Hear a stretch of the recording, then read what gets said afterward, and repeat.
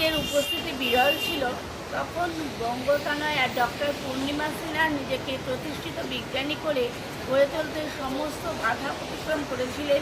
তিনি ছিলেন কলকাতা বিশ্ববিদ্যালয় থেকে পদার্থবিদ্যায় পিএইচডি ডিগ্রি অর্জনকারী প্রথম মহিলা। সালটা ছিল 1956। জানলে অবাক হতে হয়, তার কাছে উন্নত সরঞ্জামের সুবিধা না থাকা সত্ত্বেও তিনি এই ডিগ্রি নিতে সক্ষম হয়েছিলেন, কারণ তিনি সেই জিনিসগুলো নিজের হাতেই বানিয়ে নিয়েছিলেন। কলকাতার রাস্তায় ঘুরে বেরিয়ে তিনি দ্বিতীয় বিশ্বযুদ্ধে সেনাবাহিনী উদ্ধার করেছিলেন এবং ফেলে দেওয়া যন্ত্রাংশ পুনরায় তার পুনঃব্যবহার করে তার গবেষণার জন্য প্রয়োজনীয় এক্সট্রা সরঞ্জাম তৈরি করে ফেলেছিলেন। মহান অধ্যাপক সত্যেন্দ্রনাথ বসুর নির্দেশনায় তিনি ভারতীয় মাটির গঠন অধ্যয়ন করে। এই গবেষণার ফলে পরবর্তীতে তিনি জীবনবিদ্যা পদার্থের উন্নত গবেষণার জন্য স্ট্যানফোর্ড বিশ্ববিদ্যালয়ে যান।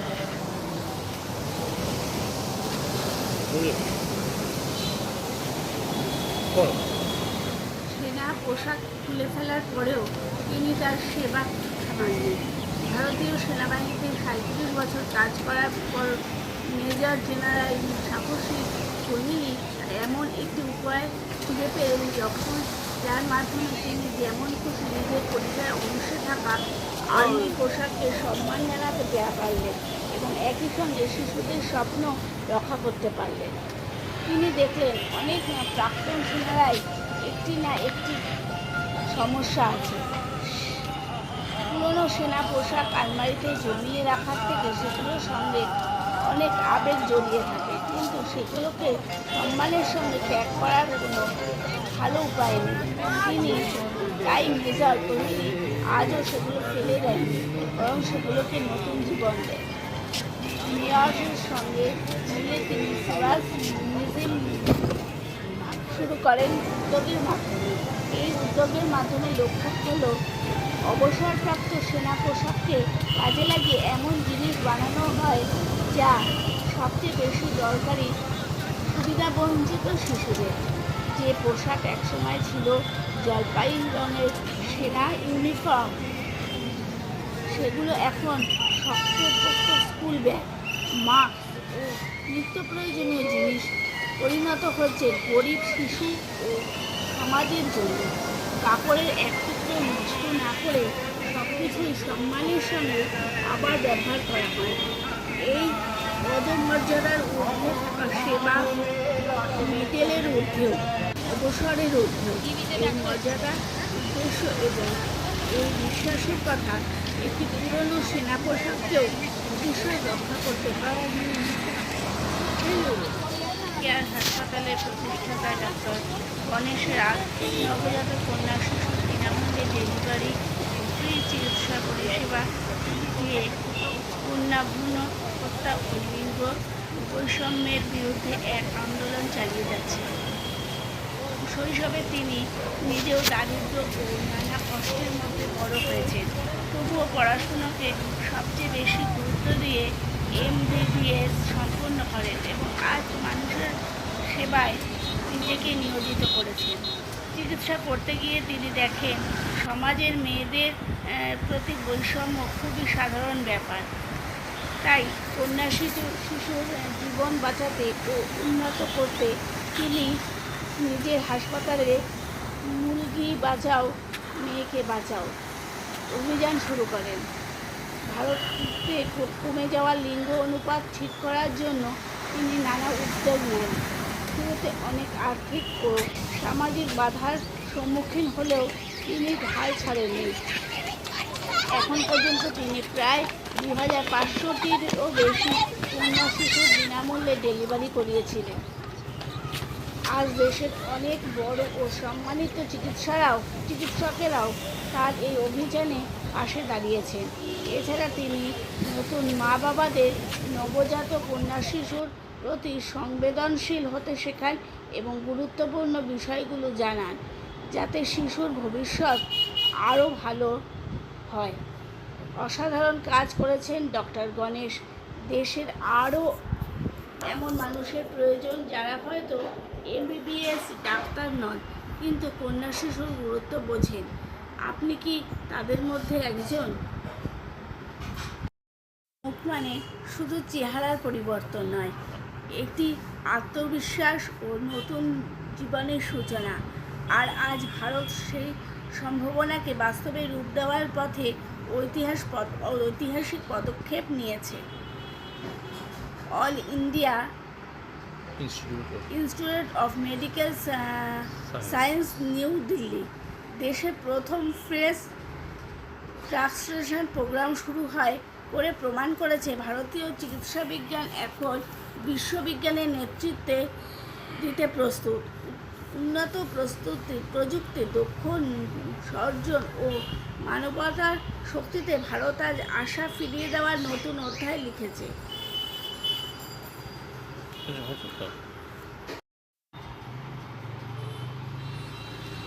বেনো জেফিস আজগিরি ভারতের প্রথম দৃষ্টিহীন আইএফএস অফিসার। ছোটবেলা থেকেই তিনি ঠিক করেছিলেন যে তিনি সিভিল সার্ভিসে যোগ দেবেন। দৃষ্টি না থাকা সত্ত্বেও তিনি কখনো হাল ছাড়েননি। ব্রেইল লিপিতে পড়াশোনা করতে করতে প্রতিদিন নতুন চ্যালেঞ্জ নিজের সাহস আর দৃঢ় মনোবল নিয়ে জয় করেছেন। তার সাফল্যের আসল শক্তি ছিল তার বাবা মায়ের ভালোবাসা ও সমর্থন। তার মা প্রতিদিন খবরের কাগজ পড়ে শোনাতেন যাতে দেশ বিদেশের খবর পড়তে জানতে পারেন, আর তার বাবা ব্রেইল লিপিতে পড়াশোনার উপকরণ জোগাড় করতেন। তাদের এই উৎসর্গ আর দিক নির্দেশনা তাকে ইউপিএসসি পরীক্ষার প্রস্তুতিতে অনেক সাহায্য করেছে।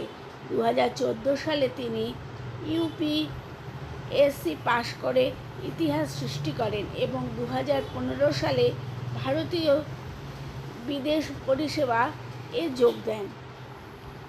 আজ বেনো জেফিস আজগিরি ভারতীয় দূতাবাসের ফার্স্ট সেক্রেটারি হিসেবে দেশের সেবা করেছেন। তার গল্প প্রমাণ করে যে সত্যিকারের সাহস, কঠোর পরিশ্রম এবং বাবা মায়ের ভালোবাসা যে কোনো অন্ধকারকে আলোতে বদলে দিতে পারে। তিনি লক্ষ লক্ষ তরুণ তরুণী, নারী, বিশেষভাবে সক্ষম মানুষের জন্য অনুপ্রেরণা এবং এক উজ্জ্বল উদাহরণ।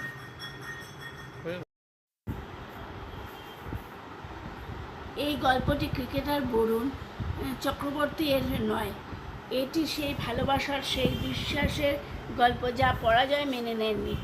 বরুণ এবং নেহার বন্ধুত্ব তাদের কলেজ জীবনে শুরু হয়েছিল, যা ধীরে ধীরে একটি গভীর প্রেমের সম্পর্ক নেয় রূপ। বরুণ একজন আর্টিস্ট ছিলেন, স্থায়ী চাকরি করতেন, কিন্তু তার হৃদয় স্পন্দিত হতো ক্রিকেটারের জন্য। যখন তিনি নিজে স্বপ্ন পূরণের জন্য চাকরি ছাড়ার সিদ্ধান্ত নেন, তখন সবচেয়ে বড় লড়াই ছিল নিজের আত্মবিশ্বাসের সাথে। তিনি নেহাকে বলেছিলেন, আমাকে বিয়ে করো না, আমাকে বিশ্বাস করো না, আমি কিছুই করতে পারবো না। কিন্তু নেহা যা দেখেছিলেন বরুণ তখনও তা দেখতে পাননি। তিনি বলেছিলেন, তুমি ক্রিকেট খেলো, 5-6 হাজার টাকা আয় করলেও আমি চালাবো, আমি 15,000 টাকা আয় করছি, আমরা একসাথে সামলে নেব। এই বিশ্বাসই বরুণকে আবার নিজের পায়ে দাঁড় করায়।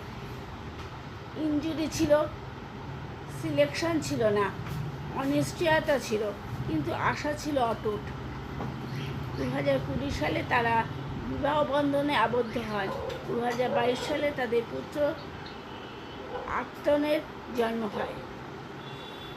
আর আজ বরুণ চক্রবর্তী বিশ্বের ক্রিকেটে নিজের নাম প্রতিষ্ঠা করেছেন। আজ তিনি বিশ্বের 1 নম্বর টি-20 বোলার হিসেবে পরিচিত। আজ ভারতবর্ষ তার উপর ভরসা করে তাকিয়ে আছে। তৃতীয় টি-20 ট্রফি আবার যেন আমাদের ঘরে আসে, সেই স্বপ্ন নিয়ে কোটি কোটি ভারতবাসী তার দিকে আশায় বুক বেঁধে আছে। বরুণ আজ নিজেই বলেছেন, ধারাবাহিকতা বজায় রাখা সবচেয়ে কঠিন কাজ। কিন্তু যখন পাশে থাকুক অটুট বিশ্বাস, যখন কেউ হাত ছেড়ে যান না কঠিন সময়েও, তখন প্রতিটি কঠিন কাজই সহজ হয়ে যায়।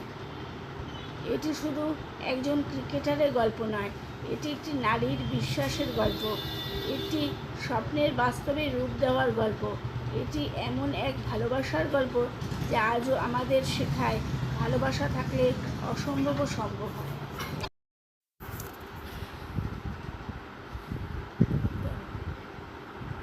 রাহুল গোবিন্দ, যিনি একসময় মার্চেন্ট নেভি অফিসার ছিলেন, এখন নিজের ঘরে মাশরুম চাষ করে 2 কোটি টাকা আয় করছেন। রাহুলের জীবন বদলে যায় যখন একটি পারিবারিক সমস্যার কারণে তাকে চাকরি ছেড়ে কেরালায় ফিরে আসতে হতে হয়। বাড়ি ফিরে তিনি ভেবেছিলেন যে নিজেকে এবং তার মাকে ব্যস্ত রাখার জন্য তিনি কি করতে পারেন। তখনই তার মাথায় মাশরুম চাষের ধারণা আসে। তিনি প্রশিক্ষণের জন্য নিকটবর্তী কৃষি বিজ্ঞান কেন্দ্রে